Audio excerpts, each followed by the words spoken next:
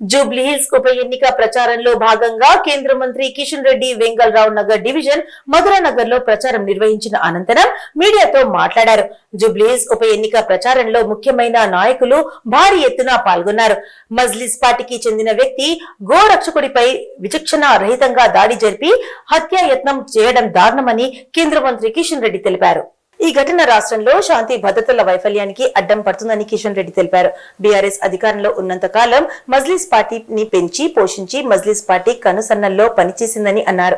ఇప్పుడు కాంగ్రెస్ అధికారంలోకి వచ్చిన తర్వాత మజ్లిస్ పార్టీని బీఆర్ఎస్ బాటలోనే పెంచి పోషిస్తుందని, గోవులను రక్షిస్తున్న వ్యక్తిపై తుపాకులతో కాల్పులు జరిపి దాడి జరిపే స్థాయికి వెళ్లారంటే కాంగ్రెస్ ప్రభుత్వంలో మజ్లిస్ పార్టీ రౌడీయిజం, గూండాయిజం ఎలా పెరిగిందో అర్థం చేసుకోవచ్చని అన్నారు.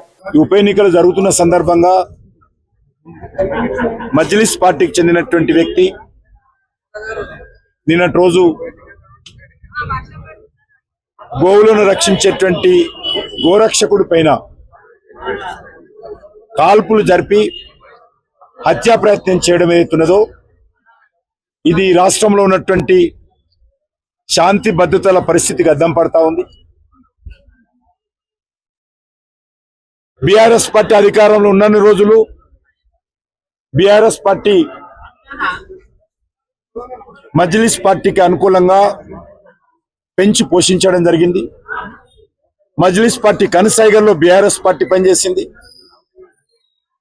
బీఆర్ఎస్ పోయి కాంగ్రెస్ వచ్చిన తర్వాత కాంగ్రెస్ పార్టీ కూడా బీఆర్ఎస్ బాటలోనే మజ్లిస్ ని పెంచి పోషిస్తుంది.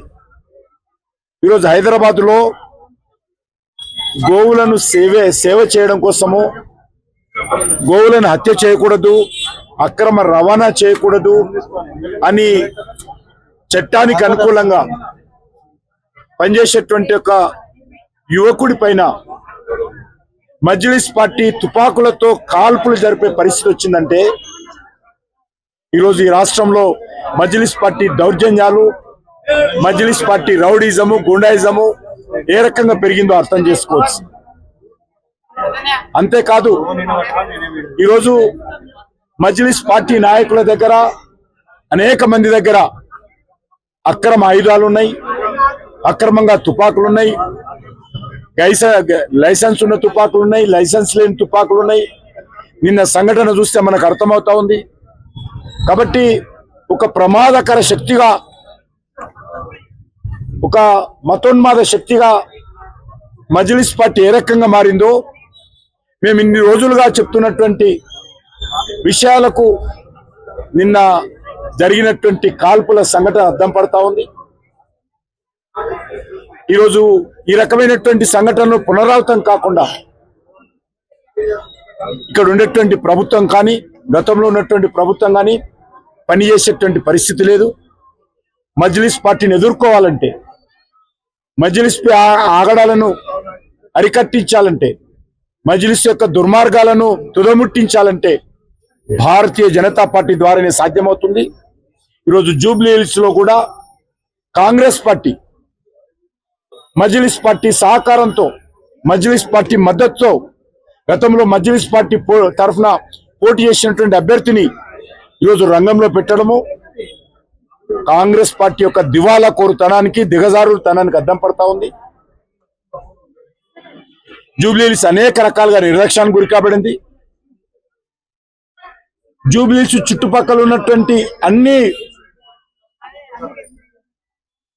ప్రాంతాల అభివృద్ధి జరిగాయి, కానీ జూబ్లీ హిల్స్ అసెంబ్లీలో మాత్రము పూర్తి నిర్లక్ష్యం జరిగింది.